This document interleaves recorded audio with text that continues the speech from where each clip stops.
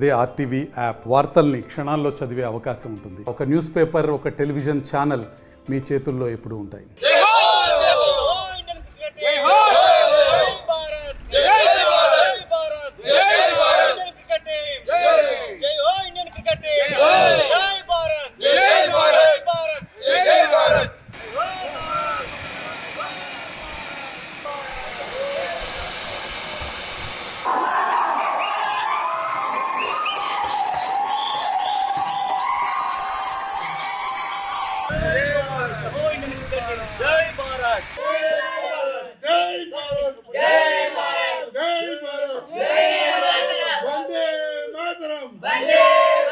మన వాళ్ళు ఆడిన ఆట అనేటువంటిది చిరస్మరణీయమైనది. తప్పకుండా భారత్ విజయం సాధిస్తుందని అనుకున్న తరుణలోపల ఈ కోట్లాది ప్రజల ఆశలను బొమ్ము చేయకుండా ఇవాళ భారతీయులు భారత జట్టు మరి ఆ యొక్క వేదికగా మరి ఒక విజయం సాధించడం జరిగింది.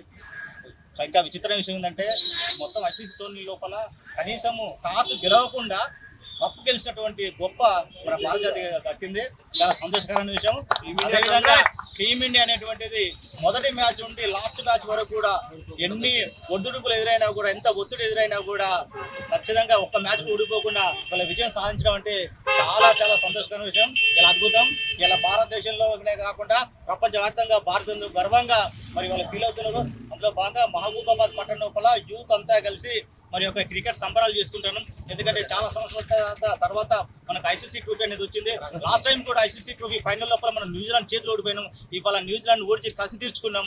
అదేవిధంగా ఇక భారతీయుల గుండె లోపల, భారతీయుల మనసు లోపల ఒక సంతోషాన్ని వెలిబుచ్చినటువంటి ఇచ్చినటువంటి ఈ యొక్క భారత జట్టుకు మరి మానుకోట ఉన్నటువంటి క్రికెట్ క్రీడా అభిమానులందరి తరఫున కూడా కృతజ్ఞతలు, ధన్యవాదాలు. Thank you. జై భారత్. మరిన్ని వీడియోస్ కోసం ఛానల్ ని సబ్స్క్రైబ్ చేయండి. లేటెస్ట్ అప్డేట్స్ కోసం వాట్సాప్ ఛానల్ ని ఫాలో అవ్వండి. ఆ లింక్ డిస్క్రిప్షన్ లో ఉంది.